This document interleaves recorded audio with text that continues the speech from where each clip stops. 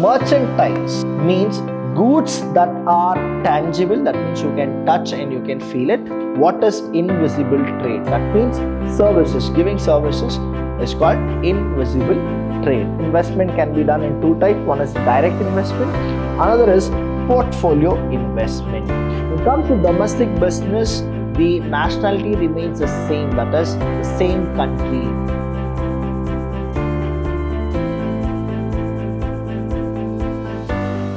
Hello everybody, a warm welcome to one and all. I'm Abhilash Chandra from the Department of Business Studies in Vidyashram PU College, the Temple of Excellence.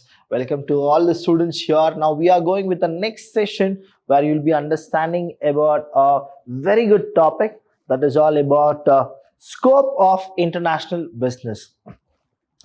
As pointed out earlier, international business is much wider than international trade.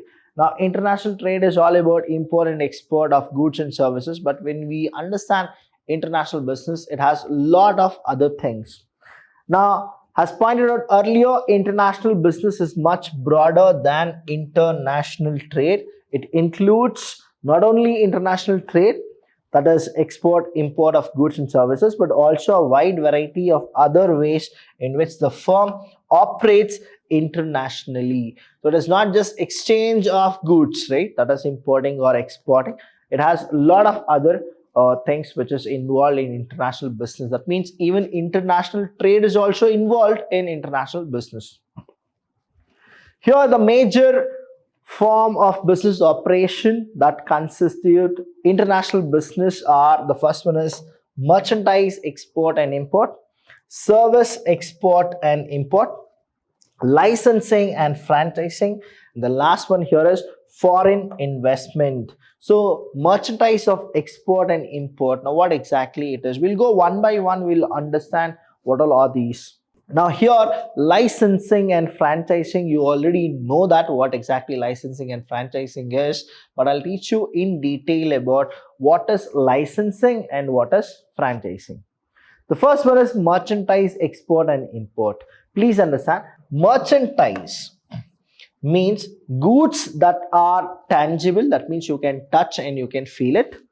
Those that can be seen and touched. When viewed from this perspective, it is clear that while merchandise exports means sending tangible goods abroad, merchandise import means bringing tangible goods from a foreign country to one's own country. That is called merchandise export and import.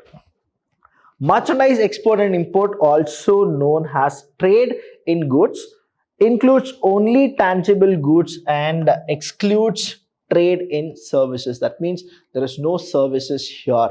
Now merchandise goods, say example, t-shirts, a shirt, pant, whatever it is, right? When you import it, when you export it, we call it as merchandise, anything which is tangible. But here you need to understand that whatever you do, though it is merchandise, it should be legal. So if you go with illegal, we'd never consider that as a business. We call it as a kind of a scandal, which you people should already know, that is called smuggling, right? So business with having legality, we call that as a genuine business. Where you don't have legality, we call that as smuggling. So one thing we got to know is what? Merchandise export and import. Next is service export and import. Now here, the minute you understand, there's something called service. Services here. Service exports and import involves trade in intangibles. Please understand, they go with what? Intangibles. It is because of the intangible aspect of service that trade in service is also known as invisible trade. There will be a question, one mark question. What is invisible trade? That means services, giving services is called invisible trade. Let's go with this now. Apple phone, we have taken it from USA, or we have taken that from, say, Mysore, India itself. But the person who has taken it, he has imported the product.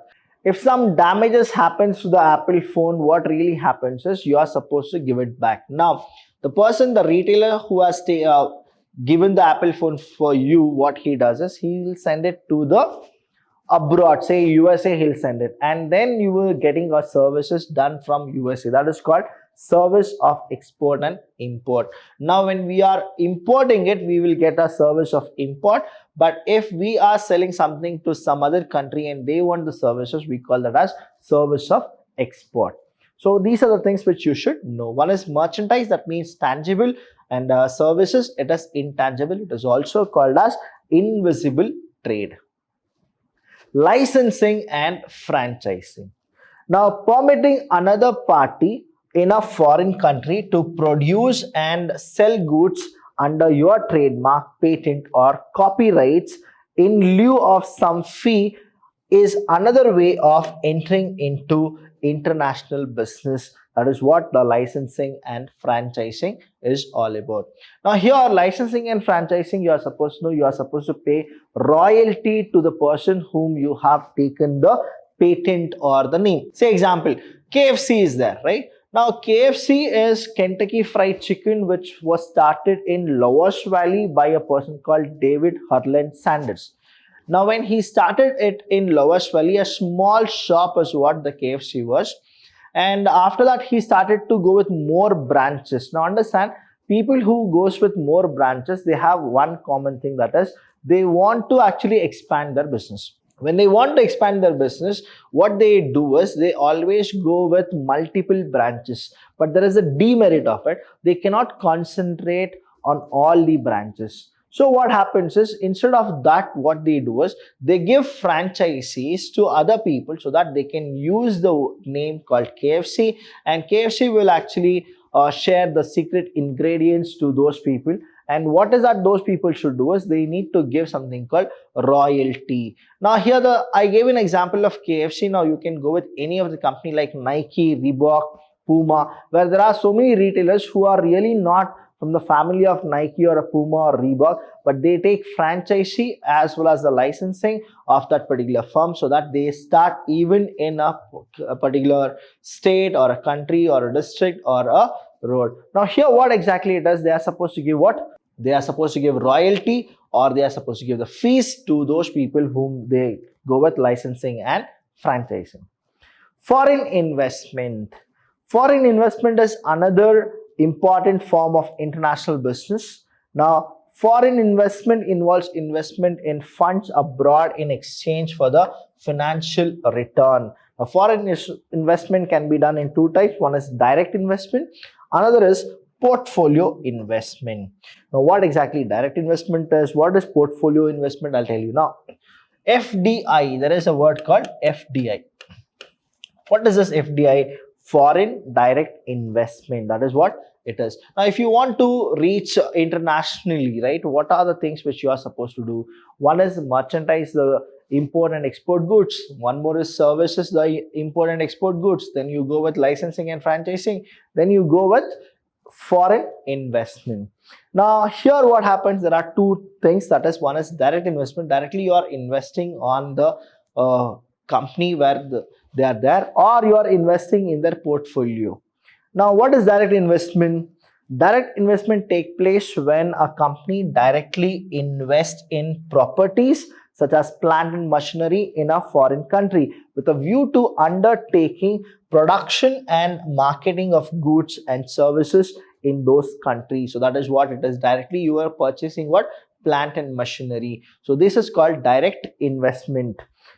Portfolio investment, in the sense, a portfolio investment on the other hand is an investment that a company makes into another company by way of acquiring shares or providing loans to the latter, and earn income by the way of dividend or interest on loan. Now here I have told you that they can actually be a person like a shareholder, as well as they can be a person who is a debenture holder.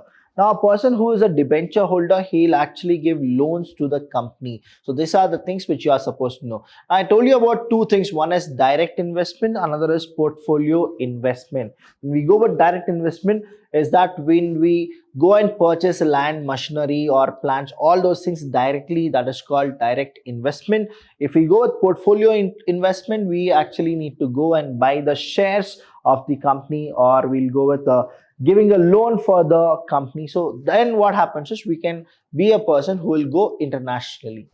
The next one here we have is a major difference between domestic business and international business. Now I've given few of the bases here, please understand. The first one is nationality of buyer and seller. Second is nationality of other stakeholder. Thirdly, mobility of factors of production. And fourth one is customer heterogeneity across markets. Now please understand these things. The first one here is the nationality of buyer and seller. When it comes to domestic business, the nationality remains the same, that is the same country, that is within the country you are supposed to do all the business, so the nationality is what? The same country. But when it comes to international business, now it depends on which foreign country you are actually going with, that is the buyer will be some other country and the seller will be from some other country.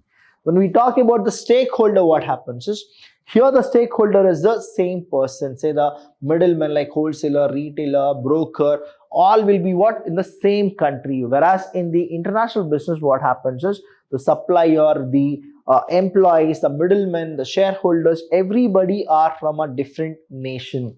That is what you are supposed to know. Now, if we go with the factors of production, please understand the degree of mobility of factors of production like labor and capital is relatively more within a country. So that is what the thing is. The factor will be like more here. The degree of mobility of factors of production like labor and capital across nations is relatively less. Here the degree will be little less comparatively to the domestic business. Then we have one more is customer heterogeneity across market. Now here when you go with heterogeneous crowd, see understand in the domestic business you will not have more heterogeneous crowd. The reason is the entire country will be like similar kind of people, similar mentality, traditional custom, all these things are what? Similar kind of a thing. But when you go with the international market, lack homogeneity due to difference in language, preferences, customers across the entire market. So you'll have lot of deviations, a lot of volatile kind of a behavior in the international business than in the domestic business. Coming to the next differences, that is differences in business system and practice, political system and risk, business regulation and policies, and the lastly is currency used in business transactions. So see, these are the bases which we are supposed to differentiate domestic and international business. Understand here in domestic what happens is if you go with the system and practices, business system and practices are relatively more homogeneous within a country, but whereas business system and practice vary considerably across country because of their differences in the system, because too many people will be there from so many other countries. One particular company will have say around 60 to 70 nation candidates. Now then what happens is traditionally they are different, customized they are different, the way they speak is different, the language is different, the way they are born and brought up is different. So here what happens is heterogeneous crowd is more in international business, homogeneous crowd is more in domestic business. Political system and risk. Domestic business is subject to political system and risk of one single country. But whereas in international, you are supposed to go with land of law of different country, whichever countries you are actually going with the business. Different countries have different form of political system and different degree of risk, which often become a barrier to international business. That is, you are supposed to understand the word barrier here. There is hindrance, there is problem only because of the degree of risk involved in the different nation. Business regulation and policies. Domestic business is subject to rules, laws and policies, taxation system of a single country. But whereas the other foreign or the international business is what? International business transaction are subject to rules, laws and policy, tariff and quotation, etc. of multiple countries. So you are supposed to understand each and every country's policies, rules, regulation, laws, and then you are supposed to start the business. So Complication is more in international business. Simplicity is there in domestic business. That's the reason we always say, right? East or West, India is the best. Whatever you do, do it here in India, and don't go abroad and then do it there. But there are so many people who feel that the opportunity is more abroad than India. Let me tell you, domestic business is always better than international business. But you start with a domestic business, you spread your branches in international, no issues. But when you spread internationally, what happens is these are the differences which you should know. But being an entrepreneur, you should not be scared of all these things. You should have a team which can look after it. But if you don't have a team which can look after it, I'll tell you, from Kanyakumari to Jammu Kashmir, or from Gujarat to Manipur, you can actually launch your business, because you'll be only answerable to one single country, that is India. Coming to the last one, currency used in business transaction. Here, please understand, when you go with the currency of domestic country is used. That is, whatever the country you are there and you are doing the business, only that country's currency is used. That is the host country. But international business transaction involves use of currency of more than one country. But here, majorly what happens is dollars will be considered more. But there are so many other countries where they don't go consider with dollars. They all consider with their own currency. Say, example, you have euro, pounds, Swiss dollar, Australian currencies. There are so many other things. So what exactly it is? International business transaction involves use of currency of more than one country. So these are the things which are the differences between domestic business and international business. If you have any doubt regarding this, students, please do call us. We are always there to help you. Thank you so much. I'll see you when I see you. Thank you.